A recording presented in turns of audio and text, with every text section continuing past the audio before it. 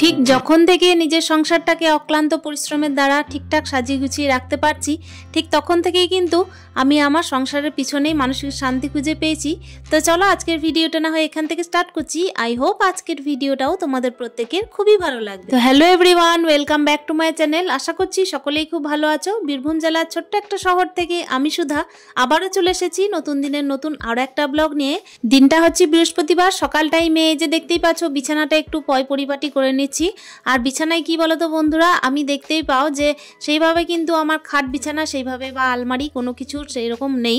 তবে এই যে বললাম যে নতুন সংসারে ঢুকেছি, তো তাই যখন থেকে নিজের সংসারটাকে একটু একটু করে অক্লান্ত পরিশ্রমের দ্বারা একটু নিজের হাতে করে গড়ে নিতে পারছি, তখন থেকেই কিন্তু আমি এই সংসারের পিছনে মানসিক শান্তি খুঁজে পেয়েছি।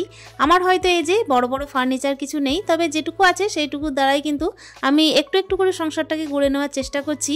তো চলো বন্ধুরা, নিজস্ব কাজ করি আর নিজস্ব মানসিক শান্তি খুঁজে পাই এই সংসারের পিছনে, আর সেটাই তোমাদেরকে বলার চেষ্টা করি। সকাল টাইমে দেখতেই পেলে বিছানাটা পরিপাটি করার পরে এদিকে কিন্তু ঝাঁটটা দিয়ে নিচ্ছি। আজকে না সকাল টাইমে একটুখানি বৃষ্টি হয়েছিল, জানি না কার কার দিকে হয়েছিল, তবে আমাদের এদিকে কিন্তু সকাল 6টা থেকে একটুখানি বৃষ্টি হয়েছিল। তো দেখো ঘরটা আমি ঝাঁট দিয়ে নিচ্ছি। আর উঠোনের কিন্তু দুরবস্থা হয়ে থাকে যখন বৃষ্টি হয়। আসলে এই ব্যাপার হচ্ছে, আমাদের তো ঘরের বাইরে ওই যে গাছগুলো আছে, টবের মাটি থেকে আর কি চুয়ে চুয়ে জল তারপর মাটি এগুলো নেমে পুরো উঠানটাকে নোংরা করে। তো সেই ক্ষেত্রে উঠোনটা আমার ভালো করে পরিষ্কার করতেই হবে।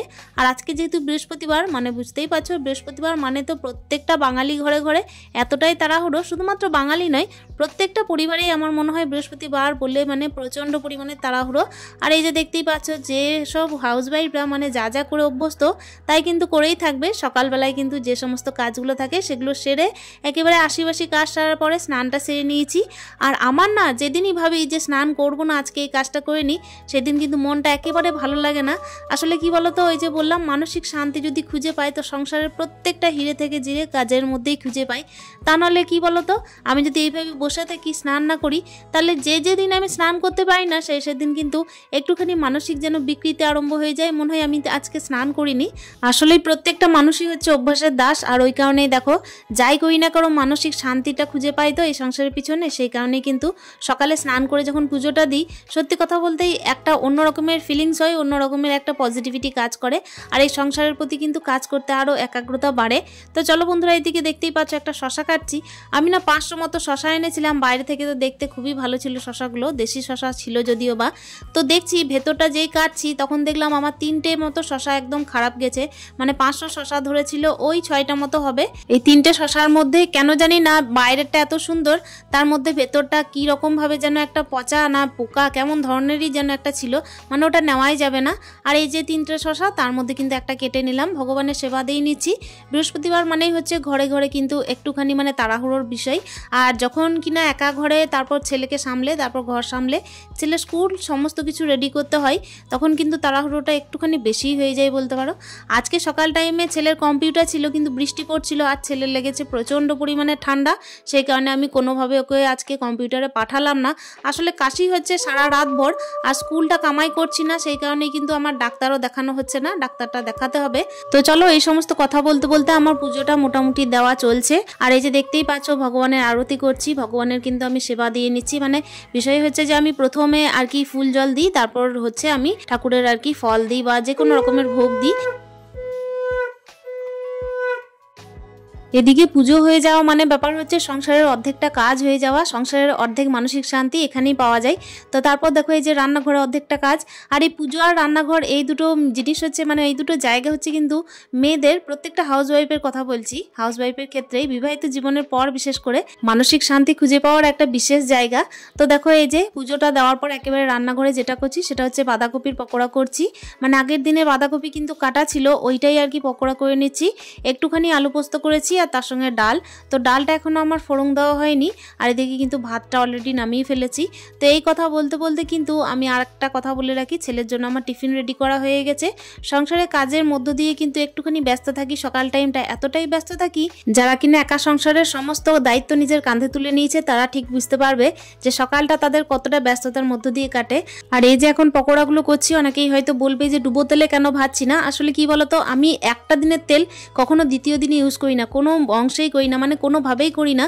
কখনো যদি বা লুচি ছাকার তেল থাকে তো ছেলেকে না দিয়ে আমি নিজে খাওয়ার চেষ্টা করি, কিন্তু সর্ষের তেলে যে ডুবো তেলে ভাজবো আর ওই তেলটাকে আমি অলরেডি রেখে তারপর স্টোর করে ওটাকে ডেলি রান্না করব, এসব আমি একেবারে পছন্দ করি না। সেই কারণে কিন্তু যে পর্যাপ্ত পরিমাণে তেল যেদিন লাগে সেই পর্যাপ্ত পরিমাণে তেলেই আমি রান্না করা পছন্দ করি, সেটা যে কোনো রকমের ভাজাভুজি হোক বা হচ্ছে মাছ ভাজা তেল হোক, সমস্ত কিছুই। আর হ্যাঁ, এইভাবেই আমি চলার চেষ্টা করি। এটা কিন্তু আমার কৃপণতা নয়, এটা কিন্তু ফ্যামিলির মানুষজনকে ঘিরে তো একটা হাউসওয়াইফের যেহেতু মানসিক শান্তি আরও বেশি করে, তো সেই হিসাবে কিন্তু সংসারের সাথে সাথে শুধুমাত্র এই যে ফ্যামিলির মানুষগুলোর একটুখানি খেয়াল যেন ভালোভাবে রাখতে পারি, এটাই আর কি।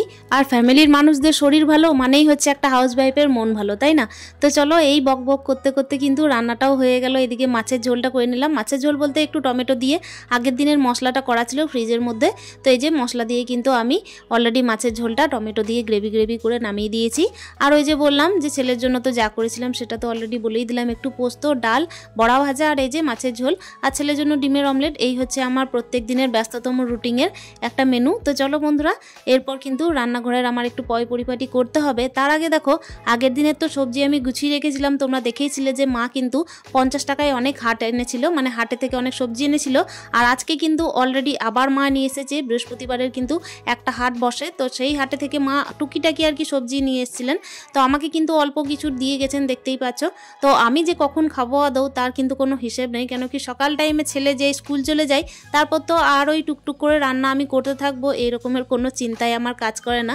সংসারকে জড়িয়ে যে সমস্ত কাজগুলো আছে শুধুমাত্র সেই সমস্ত কাজগুলোই করার চেষ্টা করি। আর শুধুমাত্র যে রান্নাঘরে ঢুকে থাকবো সেটাও তো হবে না, বলো? মানুষজন যদি আরও ঘিরে থাকতো আমাকে, তাহলে হয়তো রান্নাঘরে আমার আরও এক্সট্রা টাইম যেত। কিন্তু যেক্ষেত্রে মানুষজন নেই বাড়িতে, সেক্ষেত্রে কিন্তু রান্নাঘরে এতটা এক্সট্রা টাইম দেওয়া আমার মধ্যে কোনো মানে হয় না।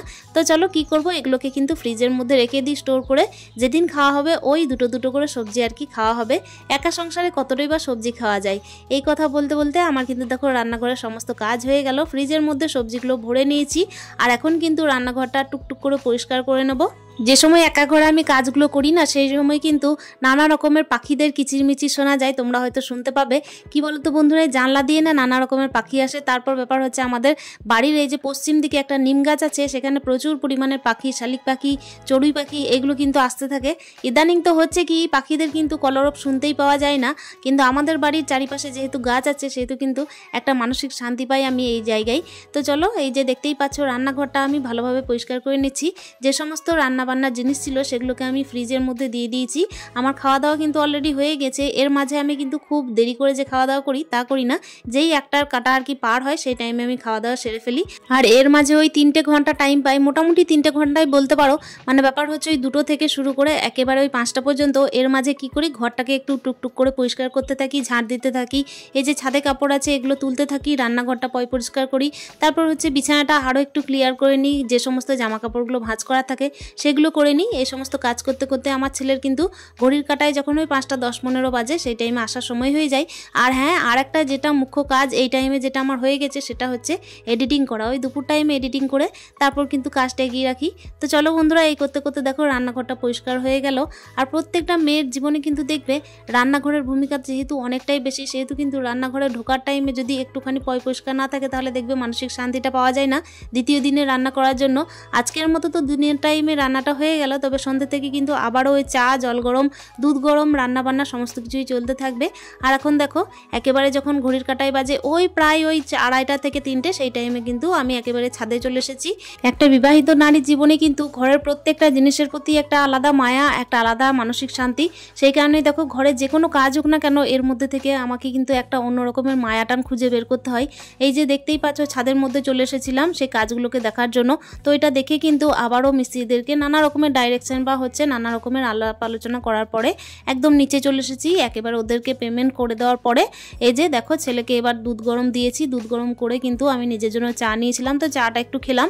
ছেলেকে যেহেতু দেখো সন্ধ্যের টাইমে দুধটা যখন দিই, তখন আমি যখন চা খাই তখন ও একটু চা চায় যদিও বা, তো ওকেও দিতে হয়।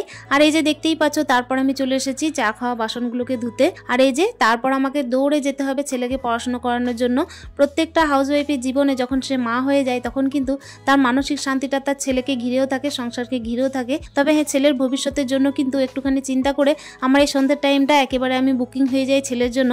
তো চলো বন্ধুরা, এখন দেখতেই পাচ্ছ ব্লগের একেবারে লাস্ট মুহূর্তে চলে এসেছি।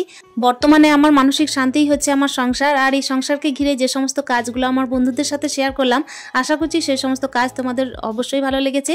ভালো লাগলে অতি অবশ্যই একটা কমেন্টের মাধ্যমে জানানোর চেষ্টা করো। তাহলে দেখা হচ্ছে তোমাদের প্রত্যেকের সঙ্গে অন্য দিনের অন্য আর একটা ভিডিও নিয়ে। ততক্ষণের জন্য প্রত্যেকে ভালো থেকো, সুস্থ থেকো, আর প্রত্যেকে হ্যাপি থেকো। স্টে হ্যাপি, হ্যাপি হ্যাপি মন, টাটা।